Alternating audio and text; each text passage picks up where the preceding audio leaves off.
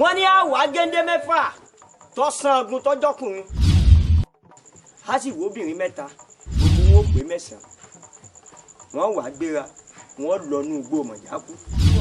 ní bá gbọ́ yín dáadáa ẹni tí ìyá ọmọ máa jẹ tí bàbá ọmọ máa jẹ àtọmọ tí wọ́n bí ẹni lù ní ọmọ gbọ́.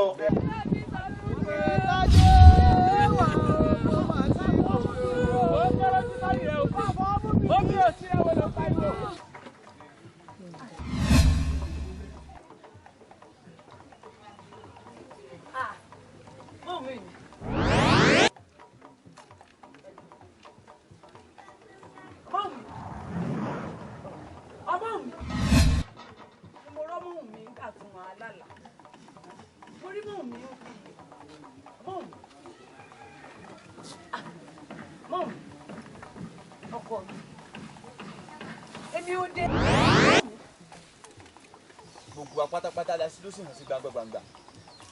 Ilẹ̀ mọ́rú àjọṣepọ̀ tí ń bẹ láàrin èmi àtajé. Mọ́ lọ mọ́ ẹni lówó pè ọ́. Ṣé èsì páwọn ọmọ yìí bọ́ ẹ̀gbọ́n wọn ń tẹ̀lé o tá a bá lọ bí tá à ń lọ tẹ́lẹ̀sì káwọn ní ọba mọ̀ra wọn bá gbàgbé ní ọgbà mi. Ìfẹ́ àníjú ẹ̀ òbí tó bá mi dé o tèmi máa bá mi o. Alẹ́ yìí ò sí èdè lókun.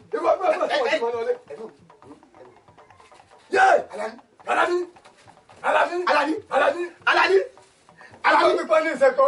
Alani pípa ní ìṣẹ̀kọ́. Títà bàbá mi lẹ́jú.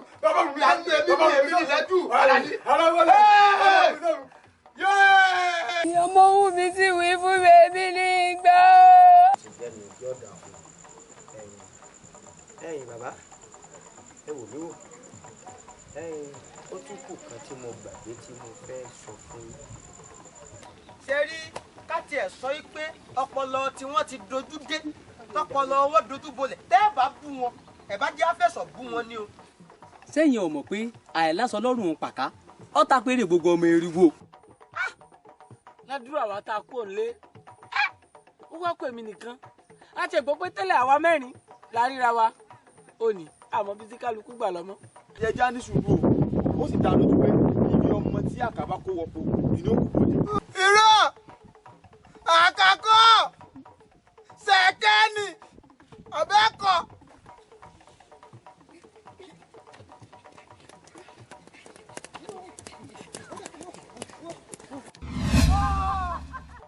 ẹjọ́ ìkọrin fún yín